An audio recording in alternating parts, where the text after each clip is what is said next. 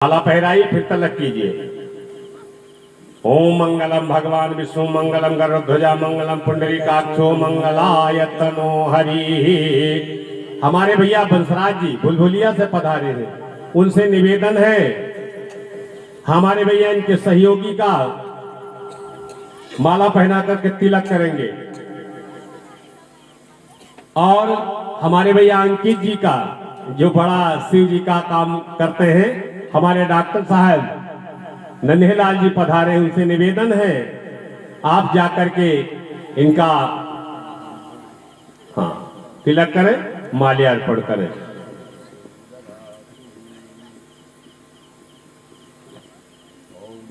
ताली बजा दीजिए एक बार, स्वागत हो रहा। बहुत बहुत धन्यवाद हमारे भैया अंकित जी का। हमारे डॉक्टर साहब तिलक करेंगे। हमारे भैया जो पैड बजा रहे हैं, निवेदन है हमारे लालता प्रसाद भैया जी, जो गायत्री मंदिर आप बना रखा है, उसमें जयप्रकाश जी आए थे आपके यहाँ कथा कहने के लिए। कि भैया लालता प्रसाद ही ने बुलाया था, तो सौभाग्य है कि जितने बहराइच कथाकार हैं 12 की आ जरूर है। मान सिंह भी आए, सत्यनारायण सिंह भी पहुंचे और जयप्रकाश जी पहुंच चुके हैं, इसलिए तिलक लगाकर का स्वागत करें। ओम मंगलम भगवान विष्णु मंगलम गरुड़ध्वजा मंगलम पुंडरीकाक्षो मंगलायतनो हरि। सर्व मंगल मांगले शिवे सर्वासादिके शरण्ये त्र्यंबके गौरी नारायणी नमस्तुते। बोलो गायत्री माता की जय, पूज्य गुरुदेव की जय, परम वंदनीय माता जी की जय, शांति कुंज हरिद्वार की जय, अपने अपने माता पिता की जय, अपने अपने गुरु भगवान की जय। बहुत बहुत धन्यवाद। अब हम निवेदन करेंगे भाई परम पूज्य के गुरुदेव के वरद पुत्र भाई टोली नायक जी से, जिनका परिचय हो जाए। श्री सत्यनारायण सिंह गायत्री शांति कुंज से पधारे हैं। आपसे निवेदन है, प्रार्थना है, हमारा परिवार जो आज खंड खंड हो रहा है, पिता पुत्र में बनती नहीं है, सास बहू में बनती नहीं है। कथा आपने बहुत सुनाई, बहुत आप विद्वान हैं। थोड़ा आज गृहस्थी पे थोड़ा सा डाले। कमालापुर यहाँ इसलिए आपका कैंप लगाया गया कि बीमारी बहुत है, और डॉक्टर वहीं पे कैंप करता है जहां पे बीमारी होती है। इसलिए ये कम से कम 30 साल हो गए इसमें कार्यक्रम का प्रयास करते करते। आज वो समय आया है जो आपके मुखारबिंद से इस गांव का कल्याण कैसे हो, परम पूज्य गुरुदेव की कृपा इन ग्रामवासियों पे कैसे बरसे, गायत्री माता की कृपा इन पे कैसे बरसे, ये सुखी और संपन्न कैसे बने, बस यही आपसे निवेदन है। बहुत बहुत धन्यवाद। धन्यवाद।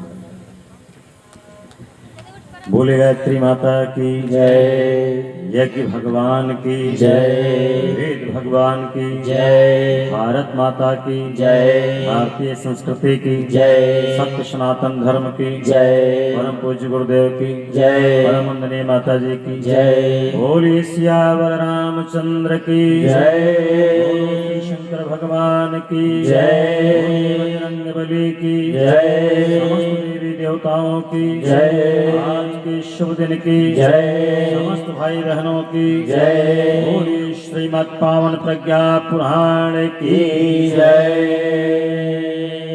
धन्यवाद।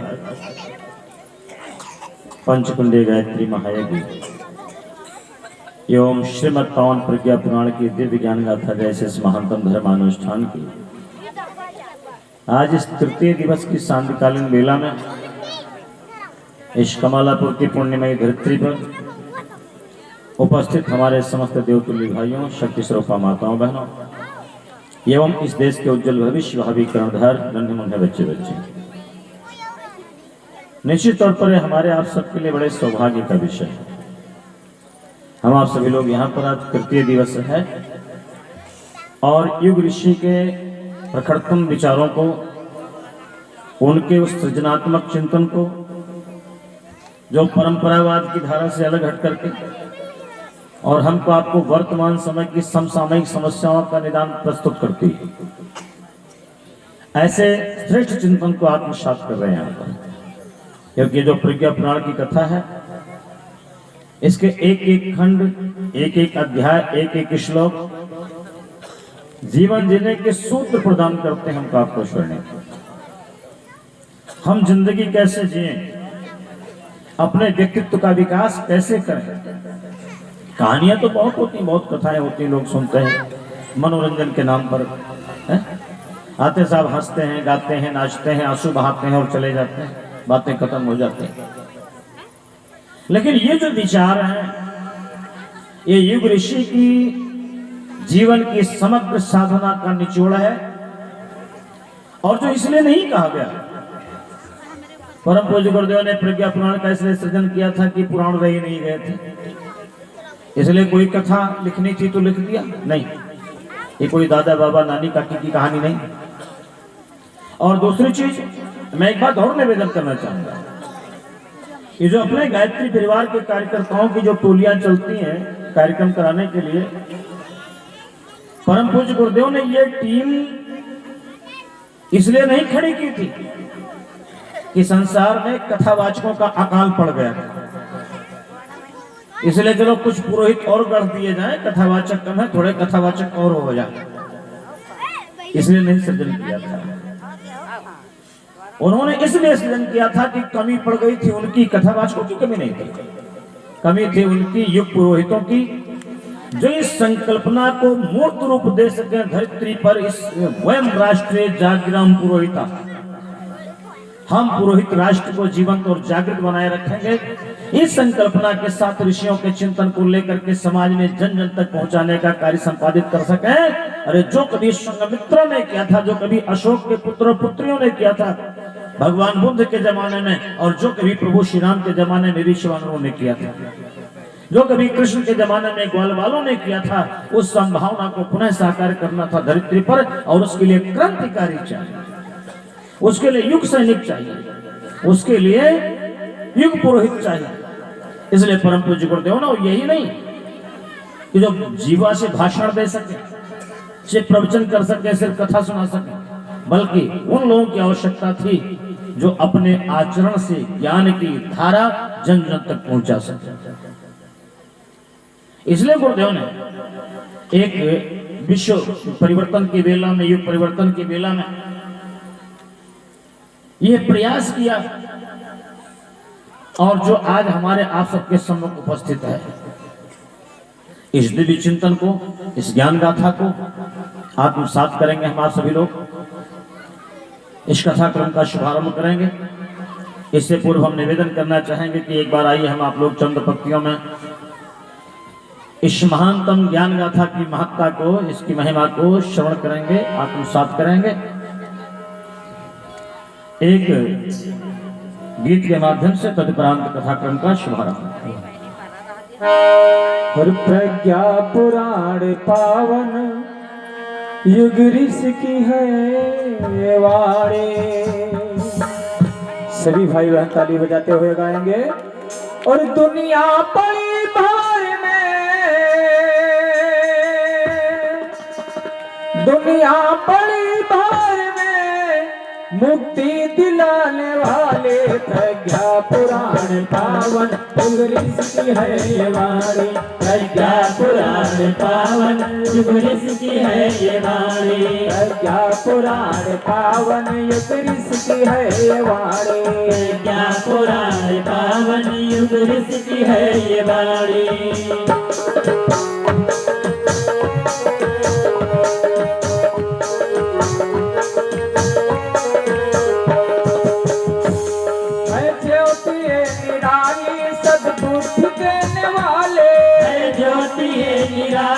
सद्बुद्धि देने वाली, सद्गुण बढ़ाने वाली, दुर्गुण मिटाने वाले। सद्गुण बढ़ाने वाली, दुर्गुण मिटाने वाली। सद्गुण बढ़ाने वाली, दुर्गुण मिटाने वाले। सद्गुण बढ़ाने वाली, दुर्गुण मिटाने वाली। युग ज्ञान की चमक यहाँ, युग ज्ञान की चमक यहाँ युग धर्म की है दानी। प्रज्ञा पुराण पावन युग ऋषि की है ये वाणी। प्रज्ञा पुराण पावन युग ऋषि की है ये वाणी।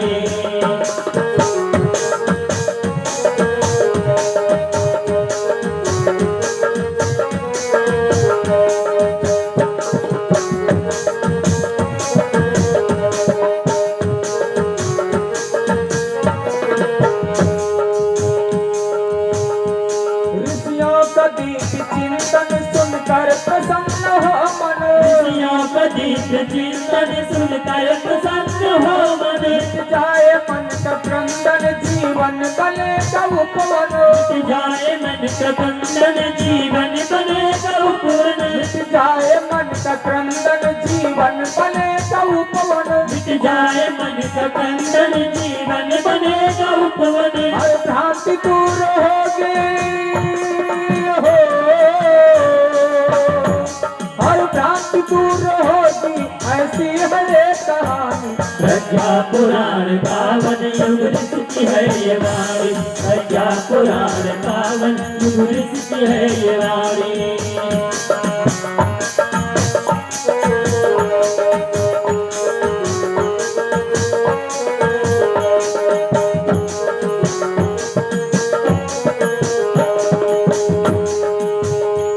दुख दूर हो हमारे भरपूर सुख हो सारे।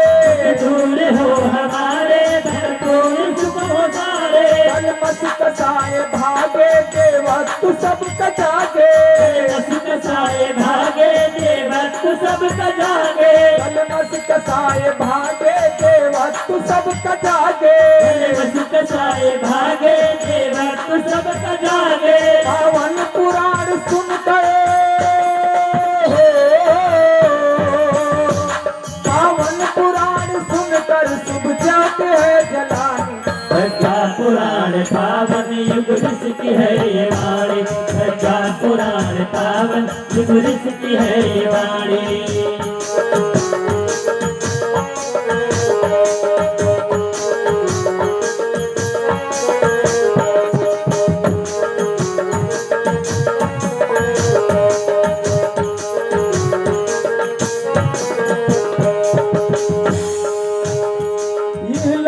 भी संवारे परलोक भी बिचारे।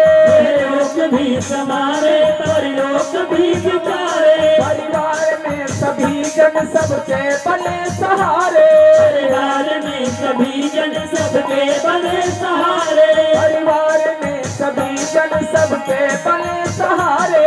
परिवार में सभी जन सबके बने सहारे। है ज्ञान यह अनूठा हो, है ज्ञान यह अनूठा सतकीर्त है सुहानी। प्रज्ञा पुराण पावन युग ऋषि की है ये वाणी। प्रज्ञा पुराण पावन युग ऋषि की है ये वाणी। दुनिया बड़ी मार में, दुनिया बड़ी मार में मुक्ति दिलाने वाली। प्रज्ञा पुराण पावन युग ऋषि की है ये वाणी। प्रज्ञा पुराण पावन युग ऋषि की है ये वाणी। प्रज्ञा पुराण पावन युग ऋषि की है ये वाणी। प्रज्ञा पुराण पावन युग ऋषि की है ये वाणी। बोले श्री पावन प्रज्ञा पुराण की जय। बोलिए युग ऋषि युग व्यास की जय। प्रज्ञा पुराण पावन युग ऋषि की है ये वाणी। और इस पावन पुराण सुनकर शुभ ज्योति है जगह में। इस ज्ञान का जो उद्देश्य है इस कथा का वो ये है कि हमारे आपके भीतर जो सद्ज्ञान की ज्योति जो एक तरह से बुझी हुई है उसको जागृत किया जाए, प्रज्वलित किया जाए, जाज्वल्यमान किया जाए, जिसकी वजह से हमको आपको जीवन पथ दिखाई दे। ये प्रयास किया जा रहा है। आइए इस क्रम का शुभारंभ करेंगे। एक बार निवेदन समस्त भाई बहनों से कमर सीधी करके बैठे, दोनों हाथ गोदी में रख लें। आदि शक्ति जगत जननी मां गायत्री से सद्बुद्धि और सद्ज्ञान की याचना कामना करते हुए गायत्री महामंत्र का एक बार सस्वर उच्चारण करेंगे हमारे साथ साथ समस्त भाई बहन। ओम भूर्भुवः तत्सवितुर्वरेण्यं भर्गो देवस्य धीमहि धियो यो नः प्रचोदयात्।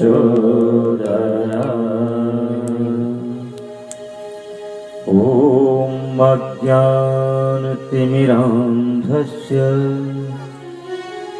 ज्ञानाञ्जनशलाकया चक्षुरुन्मीलितं येन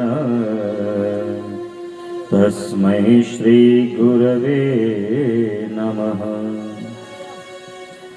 नमोऽस्तु गुरवे तस्मै गायत्रीरूपिणे सदा यस्यैवागमृतं हन्ति विषं संसारसंज्ञकम् चैतन्यं शाश्वतं शान्तं व्योमातीतं निरञ्जनं नादबिन्दुकलातीतं तस्मै श्रीगुरवे नमः। तस्मै श्रीगुरवे नमः। बोलिए परम पुरुष सद्गुरु भगवान की जय। उपस्थित देवतुल्य भाइयों एवं शक्ति स्वरूपा माताओं, ये बड़ा ही विलक्षण अवसर हमारे आप सबके जीवन में आया है। देखिए, ये जो समय का प्रवाह है ना, इतना गतिशील है कि संसार में आज तक कोई शक्ति नहीं हुई जो इसके बीच में कोई और खड़ा कर सके। ये निरंतर चलती ही चली जा रही है, कोई इसको नहीं रोक सकता। ये जो एक क्रम है जीवन का, आज तक इसमें कोई बाधा नहीं खड़ी कर पाया।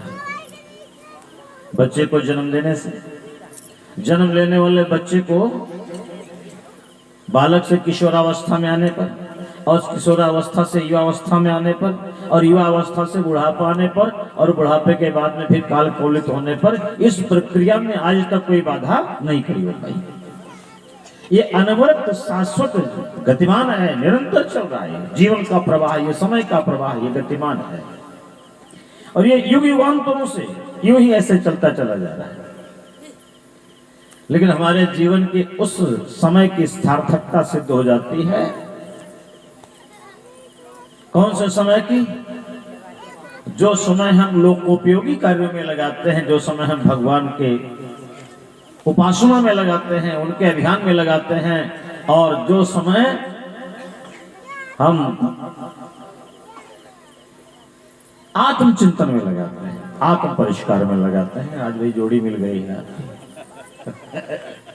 बोले गायत्री माता की, बड़ा अच्छा है। और मैं निवेदन कर रहा था कि हमारे जीवन में सार्थकता तब सिद्ध होती है। गीता में भगवान श्री कृष्ण अर्जुन को समझाते हुए कहा था, अर्जुन ये तुम्हारा कर्म योग कब बन जाता है। और बड़े कायदे से उन्होंने कहा कि ध्यान दो, तुम अपनी मर्जी से कर्म नहीं कर रहे हो, कर्म करना तुम्हारी व्यवस्था है। तुमको हाथ मिले हैं तो तुम कुछ ना कुछ करोगे, इनको हिलाओगे।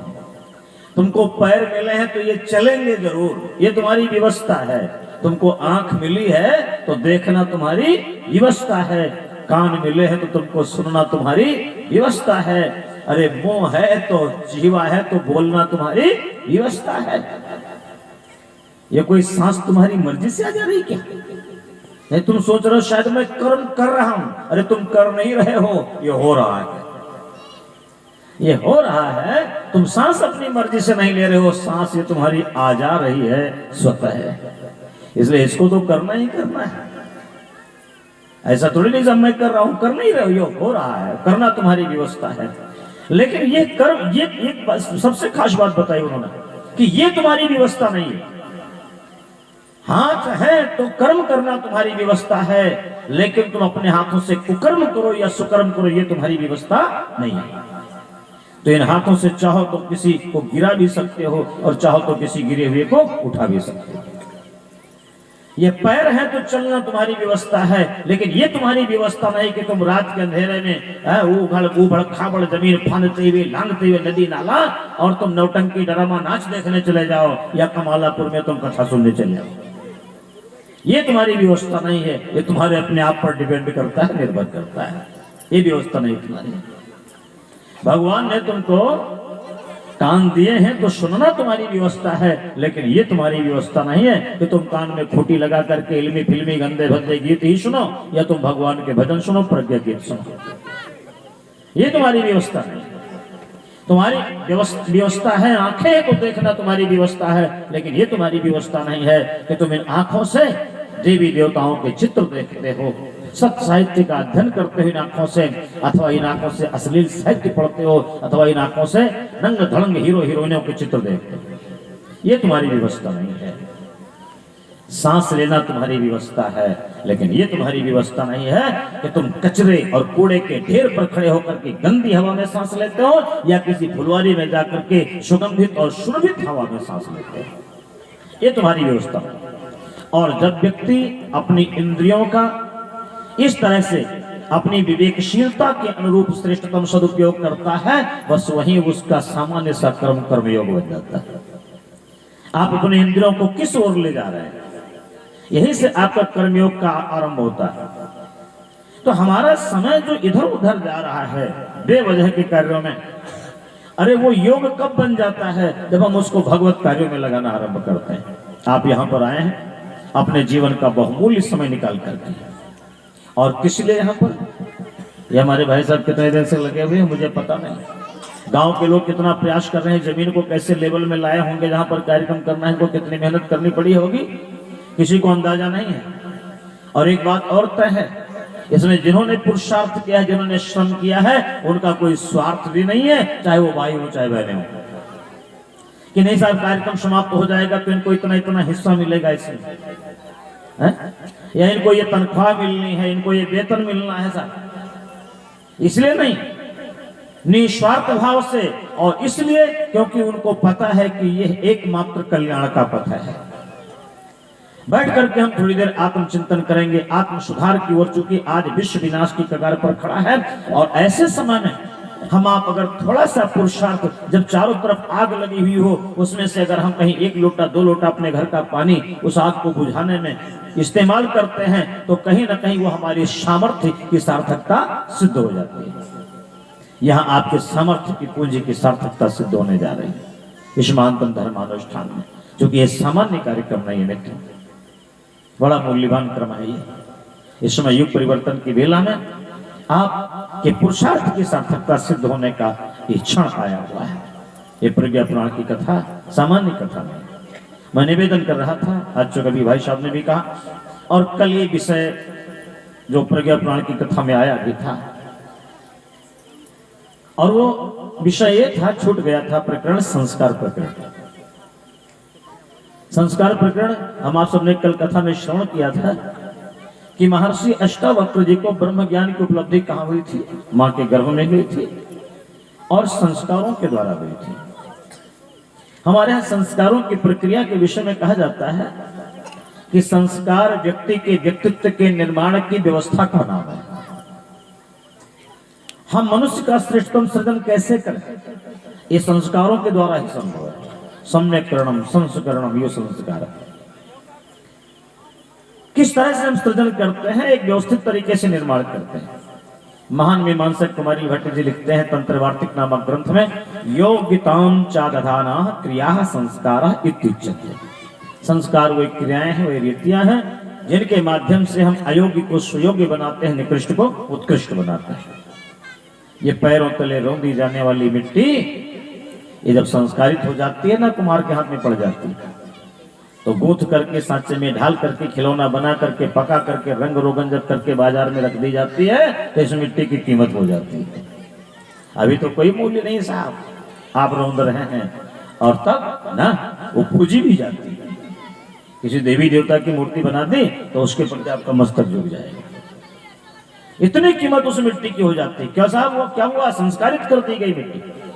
आपके घर के कोने में पड़ा हुआ जंग लगा लोहा जिसकी कोई कीमत नहीं है, अधिक से अधिक कोई सिंघाड़ा वाला आएगा तो लड़के दे देंगे और उसको 250 ग्राम सिंघाड़ा मिल जाएगा, खा करके काम निकल जाएगा। लेकिन वही लोहा जब किसी लोहार के हाथ में पड़ जाता है और उसको तपा करके पीट पाट करके बढ़िया चमकीला औजार बना करके बाजार में रख देता है मेरे बंधु, उस लोहे की कीमत हो जाती है। संस्कार जीवन को बेशकीमती बनाने की प्रक्रिया का नाम है, इसे संस्कार कहते हैं। और इसका आरंभ कहां से होता है? कल हमने निवेदन किया था गर्भाधान संस्कार। आज हमारे गायत्री परिवार के कार्यकर्ता गर्भोत्सव संस्कार सामूहिक रूप से करवाते हैं।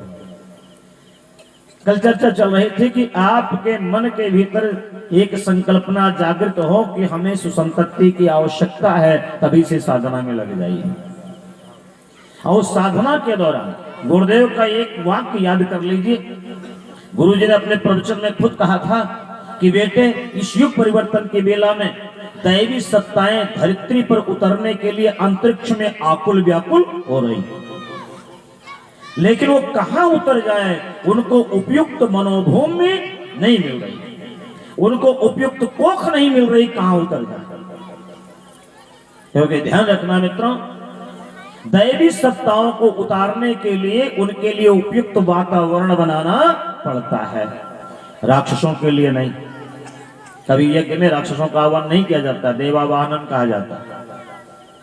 तो उनको बुलाने के लिए साफ सफाई की जाती है। हमारे यहाँ जब कोई पर्व त्योहार आता है तो माताएं बहनें घर में गाय के गोबर से लिपाई करती हैं, जल छिड़कती हैं, ये हटाओ वो हटाओ, कूड़ा इधर करो उधर करो, क्यों साहब पर्व आ रहा है, हमारे घर में देवता आएंगे। देवताओं को बुलाने के लिए साफ सफाई करनी पड़ती है, वातावरण भी निर्मित करना पड़ता है बेहतर। और राक्षसों को बुलाने के लिए वातावरण बनाने की जरूरत नहीं है, वो अपने आप आ जाते हैं। आज हमने अपने वातावरण श्रेष्ठ बनाना बंद कर दिया, तो हमारे घर में आज देवी देवता नहीं उतरते हैं। आज हमारे घर में सुबाहु मारीच उतरते हैं, आज हमारे घर में शूर्पणखा और ताड़का उतरती है, क्योंकि हमने वैसा श्रेष्ठ वातावरण निर्मित करने की प्रक्रिया बंद कर दी। इसलिए और संस्कार इस व्यवस्था का नाम है जिसको हम गर्भाधान संस्कार कहते हैं। ये वो व्यवस्था है जिसके अंतर्गत आप साधना के माध्यम से, उपासना के माध्यम से अपने आसपास का वातावरण इस लायक बनाते हैं कि आपके भीतर दैवीय सत्ता उतरना आरंभ हो जाती है। और एक संस्कार और आता है, कल चर्चा हुई थी कि जब 3 महीने का गर्भ हो जाता है, बच्चा गर्भ में जब 3 महीने का हो जाए तो एक संस्कार आता है जिसको कहते हैं पुंसवन संस्कार। पुंसवन संस्कार,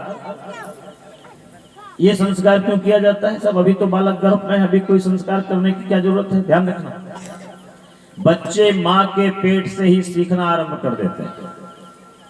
एक बार एक महिला आइंस्टीन के पास पहुंची और उसने जाकर के उनसे कहा कि सर, मैं अपने बच्चे को पढ़ाना चाहती हूँ, बताइए कहाँ एडमिशन करवाऊं, कब करवाऊं? कहा आपका बालक है कहाँ, कितने दिन का है? कहा वो 5 साल का है, घर पर है। आइंस्टीन ने कहा आपने अपने बच्चे को पढ़ाने में 5 साल लेट कर दिया। उस महिला ने कहा सर 5 साल पहले उसका जन्म नहीं हुआ था, तो मैं उसका एडमिशन कहाँ करवा देती है? आइंस्टीन ने कहा आपको क्या लगता है कि बच्चे जन्म लेने के बाद ही पढ़ते हैं? अरे नहीं, वो माँ के पेट से ही सीखना प्रारंभ कर देते हैं। और हमारे यहाँ तो इतिहास गवाह है मेरे भाइयों बहनों। कल आप सुन रहे थे कि अष्टावक्र जी ने ब्रह्म ज्ञान की प्राप्ति कहाँ की? माँ के गर्भ में की। अभिमन्यु ने चक्रव्यूह तोड़ने की कला का प्रशिक्षण कहाँ प्राप्त किया? किसी विद्यालय में क्या? अरे नहीं, माँ के गर्भ में, माँ की कोख में सीखा, वहीं से प्राप्त किया। तो ये विलक्षण प्रतिभाएं हमारे आपके घर में। आज सबसे बड़ी कमी है हमारे समाज में, मैं आपको बता दूं, आज पुंसवन संस्कार की प्रक्रिया नष्ट हो गई। हम गर्भावस्था में बच्चों को अच्छा प्रशिक्षण नहीं दे पा रहे हैं। और इसका मतलब ये नहीं है कि बच्चे गर्भावस्था में कुछ सीख नहीं रहे, ध्यान रखना, वो सीख रहे हैं। काश आप अपने घर में रामायण गीता का पाठ करते होते, काश आप गायत्री महामंत्र का निरंतर जप करते होते, आपके घर का वातावरण दिव्य होता, तो आपके घर में ऐसे देवी देवता आते जो जन्म के बाद में वैदिक मंत्रों का उच्चारण करते। लेकिन आज हमने वो व्यवस्था नहीं दी है, तो जो व्यवस्था हमने दी है वो बच्चे जरूर सीखते हैं। आज के बच्चों से अगर पूछ लिया जाए तुमको रहीम के दोहे, कबीर के दोहे, मीराबाई के पद, सूर के पद, नानक के शब्द ब्रह्मानंद भजन माला के गीत, बिंदु जी के गीत, ये गीत तुमको रामायण की चौपाइयां, गीता के श्लोक याद है कि नहीं याद है? वो बालक कहता है नहीं याद है मेरे। और उस बच्चे से पूछ लीजिए वो इलू इलू वाला गाना तुमको फिल्म वाला याद है कि नहीं याद है? वो कहेगा पूरा याद है। उससे पूछ लीजिए प्रभु श्री राम के बाबा का क्या नाम था, इनका क्या नाम था, इतिहास की बातें पूछ लीजिए, वो नहीं बता पाएगा क्या नाम। अच्छा साहब ऋतिक रोशन, संजय दत्त की पूरी हिस्ट्री वो सुना देगा। क्यों? क्योंकि ये ट्रेनिंग उसने तब से प्राप्त की है जब अपने माँ के पेट में आया था। घर में टेलीविजन चलता था, पूरा परिवार बैठकर देखता था, वो माँ भी बैठकर देखती थी, उसकी कोख में पल रहा बालक भी देखता था। इसलिए ये प्रशिक्षण उसने जन्म के पहले से लिया है, इसलिए एक एक बात उसको याद है। और हमने कोई श्रेष्ठ प्रशिक्षण उसको नहीं दिया, इसलिए उसका अभाव उसके जीवन में। आज के तो सब बच्चे बड़े क्या बताएं कैसे हो गए सब। अरे हो नहीं गए यार, इनके लिए हमने कोई जब श्रेष्ठ वातावरण नहीं दिया तो ये हो ही जाएंगे, अपने आप थोड़ी भी। इसलिए पुंसवन संस्कार कहता है कि यदि आपको अपने बच्चों को श्रेष्ठ बनाना है, महान बनाना है, आपको ये एक बात बताते हैं आपको, ये बच्चे अपने मन से नहीं बनते थे, इनको बनाया जाता था। है? जैसा आप वातावरण देंगे, जैसा माहौल देंगे, उसी तरह की संतानें आपके घर में आएंगी, पुष्पित होगी, पल्वित होगी। एक कथा आती है कि माता मदालसा के 4 पुत्र थे। माता मदालसा के 3 पुत्र ब्रह्मज्ञानी हो गए, जन्म से सन्यासी हो गए। एक दिन महाराजा ऋतुध्वज को बड़ी चिंता सताई। उन्होंने मदालसा से कहा, महारानी जी, कहा हाँ स्वामी, कहा अगर तुम्हारा यही प्रशिक्षण रहा तो सारे के सारे बच्चे सब कंठी माला लेकर के और राम नाम ही जपेंगे, तो मेरे बाद ये सिंहासन कौन संभालेगा? माता मदालसा ने कहा, चिंता मत करे राजन, जो चौथा बच्चा हमारा जो होगा ना वो सम्राट होगा, वो ब्रह्मज्ञानी नहीं होगा। तो चौथा बालक जो सबसे छोटा हुआ, जिसका नाम था अलग, वो जब बड़ा हुआ तो उसने अपनी माँ से प्रश्न किया। कहा माता जी कृपा करके एक बात बताइए, हमारे 3 बड़े भाई ब्रह्मज्ञानी हैं, धर्म में दीक्षित हैं, संन्यास में है वो, और मेरी रुचि ब्रह्मज्ञान में क्यों नहीं हुई? मेरी रुचि राजनीति में क्यों है, शासन सत्ता में क्यों है? इसका कारण क्या है, इसकी वजह क्या है? माता मदालसा ने कहा कोई और वजह हो ही नहीं सकती, इसकी वजह तुम्हारी माँ है और कोई वजह नहीं। क्यों? मैंने चाहा तो मेरे 3 बेटे सन्यासी हो गए, और मैंने चाहा तो तुम शासक हो गए। ये जो माताएं बैठी है ना, ये जिनके विषय में गुरुदेव कहते हैं कि माता निर्माता भवती, सृजन करने की सामर्थ्य जिनके भीतर है, निर्माण करने की क्षमता जिनके भीतर है, ये जैसे चाहती थी वैसे बच्चों का निर्माण कर लेती थी। माता मदालसा ने कहा ये मैंने किया है। कैसे किया है? अपने बच्चे को ले जाकर के दिखाने लगी माता मदालसा। देखो बेटे, तुम्हारे 3 बड़े भाई जब बारी बारी से मेरी कोख में आए तो एक कक्ष ले जाकर के दिखाया, कहा देखो ये मेरा आवास हुआ करता था, मैं इसमें रहती थी, जहां पर वेद, वेदांत, शास्त्र, पुराण, उपनिषद, स्मृतियां, ये अनूठे वैदिक ग्रंथ रखे हुए थे। माता मदालसा ने कहा मैं उनका पाठ करती थी, गायत्री मंत्र का जाप करती थी, मैं ब्रह्म सूत्र का पाठ करती थी। इसका ये परिणाम हुआ कि तुम्हारे 3 बड़े भाई ब्रह्मज्ञानी हो गए, ब्रह्मवेत्ता हो गए। और बेटे जब तुम हमारे गर्भ में आए तो तुम्हारे पिताजी की इच्छा के अनुसार मैंने अपना कक्ष बदल दिया, एक दूसरा कमरा ले जाकर के दिखाया। देखो बेटा मैंने ये आवास बना लिया, इसमें बड़ी बड़ी पराक्रमी राजाओं की तस्वीर लगी, राजनीति शास्त्र, अर्थशास्त्र, कूटनीति शास्त्र के ग्रंथ रखे हुए, मैं उनका अध्ययन करती थी। देखो एक अस्त्र शस्त्र रखे हुए हैं, तलवार है, मुंदर है, खड्ग है, कृपाण है, गदा है, धनुष है, तीर है, भाला है, ये सब रखे हुए।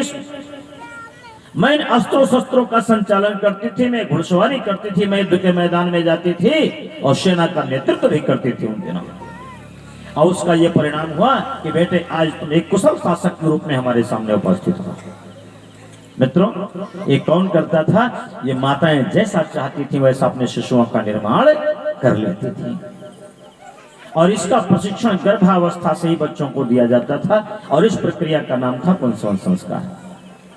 और पुंसवन संस्कार के पश्चात अगला संस्कार होता था। संस्कार हमारे यहाँ 16 संस्कारों का प्रावधान था। ये 16 संस्कार क्या होते हैं? ये 16 संस्कार ही किसी जमाने में मानव जीवन के 16 श्रृंगार हुआ करते थे।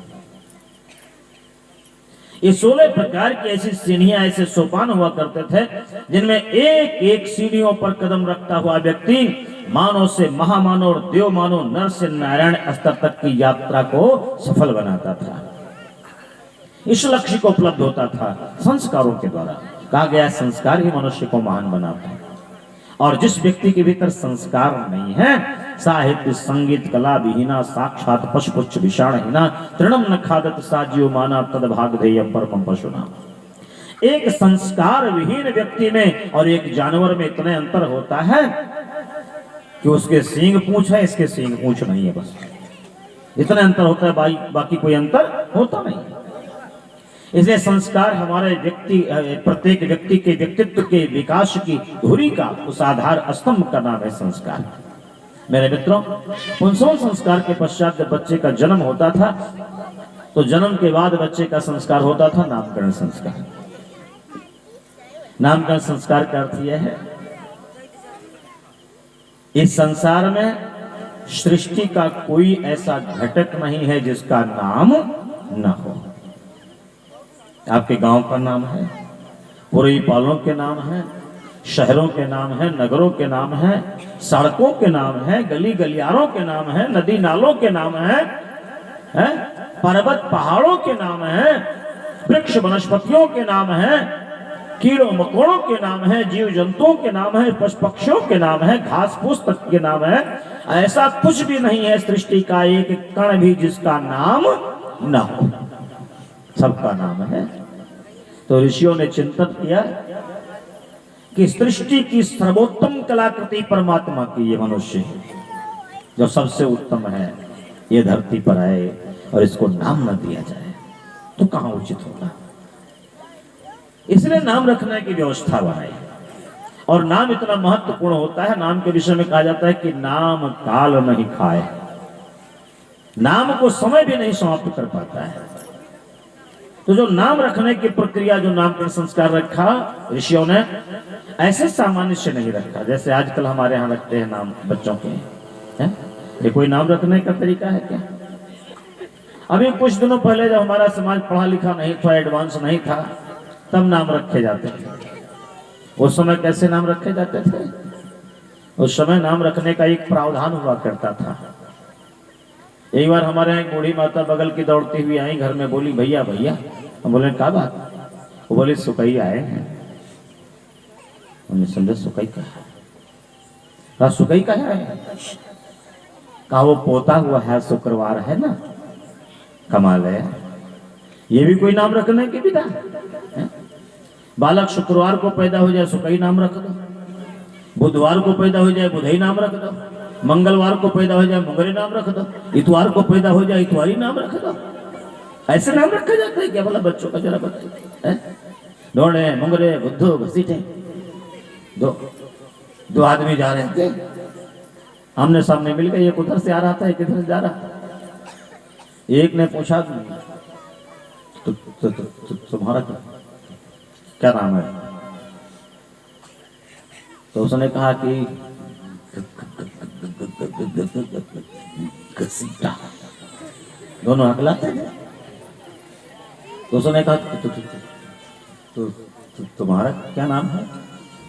तो उसने कहा नाम तो हमारा भी यही है, लेकिन तुमसे थोड़ा कम घसीटा है। नाम दोनों का ही था, घसीटा। थोड़ा ज्यादा घसीटता था, थोड़ा कम घसीटता था। अब ऐसे नाम बच्चों के रख दो साहब। कई बार तो ऐसे नाम हो जाते हैं बच्चों के कि 4 आदमियों के बीच में बच्चे नाम लेने में संकोच करते हैं। क्या यार नाम रख दिया? आदमी तो मैं कंफ्यूज हो जाता है। एक आदमी के घर में मेहमान गए, दरवाजे पर खड़े थे। उनके घर में 3 बच्चे थे, एक लड़की थी, 2 लड़के थे। एक लड़के का नाम था जलेराम, एक लड़के का नाम था पंचर, लड़की थी उसका नाम था टूटी। अब जब मेहमान पहुंचे दरवाजे पर खड़े हुए, उन्होंने कहा बिटिया टूटी कुर्सी ले आओ। तो तुम्हारे चाचा जी आए बैठे गए। हमारे टूटी कुर्सी पर कौन बैठेगा? तो रहने दो साहब, बस ऐसे ठीक है, खड़े खड़े ही ठीक है, रहने दीजिए, खड़े खड़े ही ठीक है। अरे तो ऐसे खड़े खड़े कैसे बनेगा? बेटा जला नाश्ता लेकर क्या आओ। तो जले राम को बुलाया, जले नाश्ता लेकर क्या आओ। कहा जला हुआ नाश्ता कौन करेगा? भाई साहब मैं नाश्ता पानी करके घर से आया, बस रहने दीजिए। अच्छा अब जाता हूँ साहब। ऐसे कैसे जाओगे? दूसरे लड़के को आवाज दिया, बेटा पंचर साइकिल लेकर क्या हो, इनको वहां तक छोड़ावा देते। वो इतना कंफ्यूज बेचारे, पंचर साइकिल से कौन जाएगा? मैं पैदल चला जाऊंगा, वही ठीक है। तो ऐसे बच्चों के नाम रख। मैं गया था अभी जब ये राजनाथ सिंह जी जब से मुख्यमंत्री उत्तर प्रदेश के, तो एक बड़ा नियम बना था पूरे प्रदेश में कि जितनी जेलें हैं उन सब में कैदियों को प्रज्ञा योग, व्यायाम का और नैतिक शिक्षा का प्रशिक्षण दिया जाए।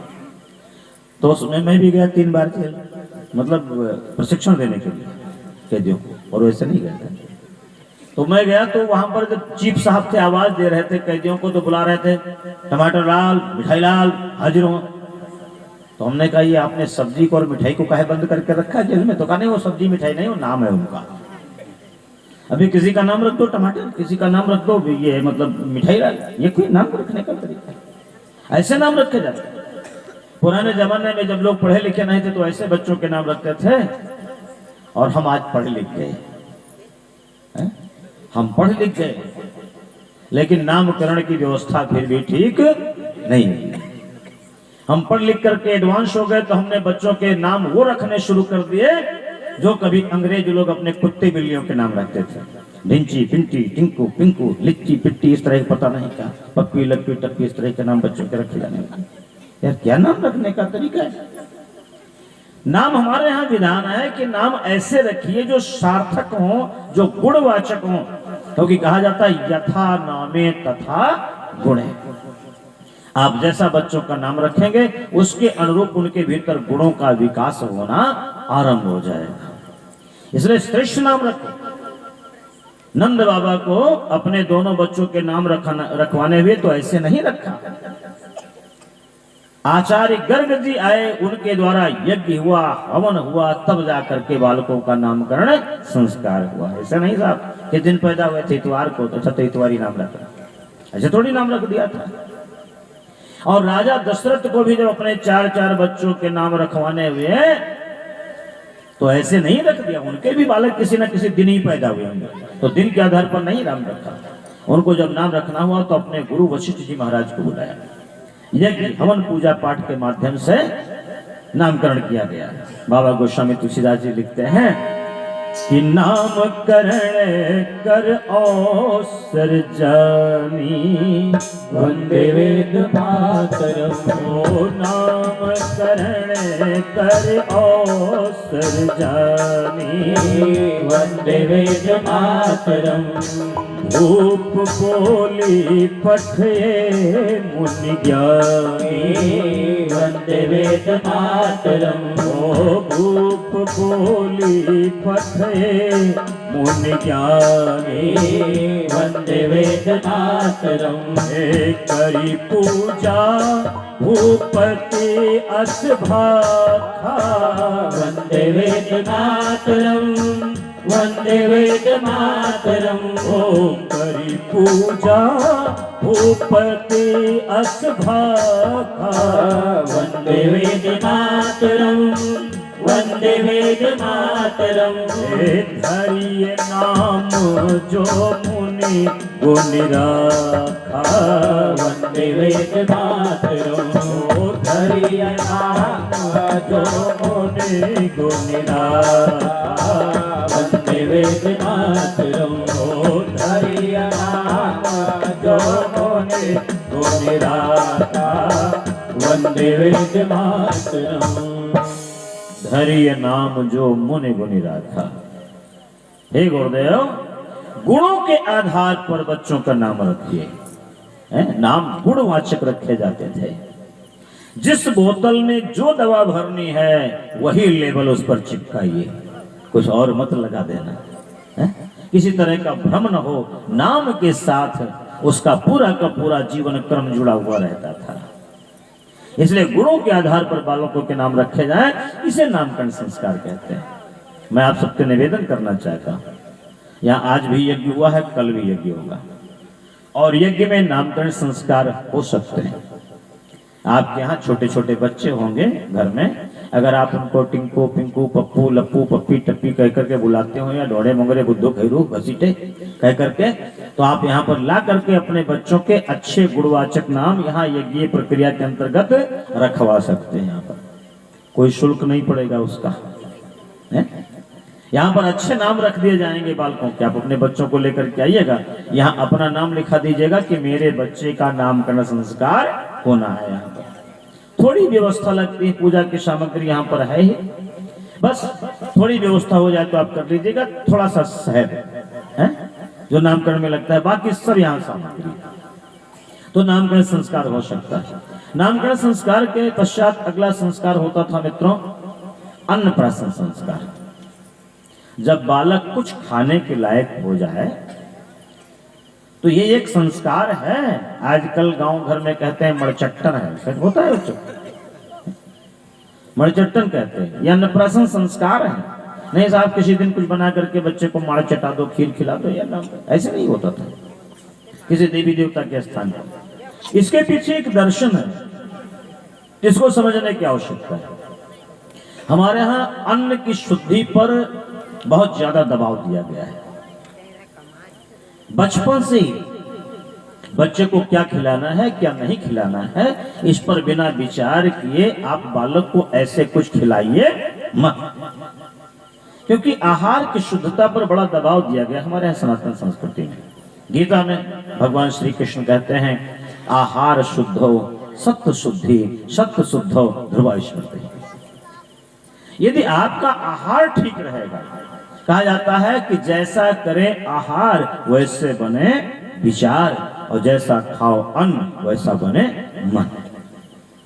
ये अन्न मेरे मित्रों हमारे सिर्फ स्थूल शरीर को पोषण नहीं देता है, ये अन्न हमारे भीतर चूंकि 3 शरीर है। अब तो विज्ञान भी धीरे धीरे इन बातों को, जो वैदिक ज्ञान था उसको स्वीकार करने के लिए तैयार होता है। हमारे आपके भीतर 3 शरीर है। एक जो ये दिखाई दे रहा है, इसको विज्ञान की भाषा में, इसको अध्यात्म की भाषा में स्थूल शरीर कहा जाता है, और विज्ञान की भाषा में इसको फिजिकल बॉडी बोलते हैं। इसके अंदर एक और शरीर है जिसको अध्यात्म की भाषा में सूक्ष्म शरीर कहते हैं, और विज्ञान की भाषा में जिसको मेंटल बॉडी बोलते हैं। एक और शरीर है उसके अंदर जिसको अध्यात्म की भाषा में कारण शरीर कहते हैं, और विज्ञान की भाषा में इसको बॉडीलेस बॉडी बोलते हैं। ये 3 शरीर हमारे हैं प्रिय मित्रों, और हम जो कुछ भी आहार लेते हैं उसका कहीं न कहीं उन तीनों शरीरों पर प्रभाव पड़ता है। आहार से हमारे विचार भी निर्मित होते हैं, अन्न से हमारा मन भी पोषित होता है। इसलिए ध्यान रखना, यदि आपका अन्न दूषित हुआ तो सिर्फ आपका स्थूल शरीर ही रुग्ण नहीं होगा, आपका मन भी विकृत होगा और आपकी भावनाएं भी कुंठित हो जाएंगी। इसलिए अन्न की शुद्धि पर बहुत ज्यादा दबाव दिया गया है कि अन्न शुद्ध और सात्विक ही आप ग्रहण कीजिए, गलत आहार मत लीजिए, गलत अन्न मत खाइए, क्योंकि इसका प्रभाव आपके तीनों शरीरों पर पड़ेगा, और आपका स्थूल शरीर ही विकृत नहीं होगा, आपकी मानसिक स्थिति भी बिगड़ सकती है। इसलिए अन्न की शुद्धता पर दिया गया ध्यान कि छोटे से बच्चे को जो भी नन्हा सा है, कुछ खिलाया नहीं है आपने उसको, तो उसको आप शुद्ध सात्विक अन्न ही खिलाइए। अन्न का, गलत अन्न का कोई कुप्रभाव उसके शरीर पर ना पड़े, उसके मन मस्तिष्क पर ना पड़े। क्योंकि आपको एक बात और बता दें, आजकल जितने रोग हैं ना, जितनी बीमारियां हैं समाज में, 80% से ज्यादा बीमारियां सिर्फ हमारे जीभ के चटोरेपन की वजह से होती है। अगर आदमी अपना खान पान शुद्ध कर ले तो बहुत सारी बीमारियों से अपने आप बच सकता है। हमारे यहाँ एक आयुर्वेद के बहुत बड़े विद्वान हुए महर्षि चरक जी। महर्षि चरक जी ने अपने शिष्यों से प्रश्न किया। उन्होंने प्रश्न किया कि कोरुक कोरुक कोरुक, कौन है जो निरोग है, जिसको रोग नहीं है। उनके एक परम विद्वान शिष्य थे, परम प्रिय शिष्य महर्षि अग्निवेश जी नारायण। उन्होंने जवाब दिया 3 सूत्र दिए आहार से संबंधित। पहला उन्होंने कहा कि हित भुक, ऋत भुक और मित भुक, ये 3 उन्होंने सूत्र दिए। हित भुक माने वो व्यक्ति जो इन सूत्रों का अनुपालन करता है वो बीमार नहीं होगा, वो रुग्ण नहीं होगा। पहला सूत्र दिया, ये आप लोग गांठ बांध लेना, ध्यान रखना है, ध्यान से सुनिएगा आप सब लोग, सबके काम की चीज है। पहला सूत्र दिया उन्होंने हित भुक, अर्थात जो हितकारी है तुम्हारे लिए वही खाओ, जो हितकारी नहीं है उसको मत खाओ, जो अहितकारी है उसको मत खाओ। अच्छा, अब इसको आपको कोई बताएगा क्या कि आपके लिए क्या हितकारी है क्या नहीं हितकारी है? अगर आदमी को ये बात बतानी पड़े तो मुझसे लगता है मनुष्य के इससे ज्यादा गिरे दिन कभी नहीं आ सकते, क्योंकि जहां तक हित और अहित का प्रश्न है तो बाबा गोस्वामी तुलसीदास जी कहते हैं कि मनुष्य की क्या बात करें। और हित अनहित पशु पक्षी मानुष तन गुण ज्ञान निधाना, हित अनहित पशु पक्षी जाना मानुष तन गुण ज्ञान निधाना, हित अनहित पशु पक्षी जाना मानुष तन गुण ज्ञान निधाना, हित अनहित पशु पक्षी मानुष तन गुण ज्ञान निधाना, मानुष तन गुण ज्ञान निधाना।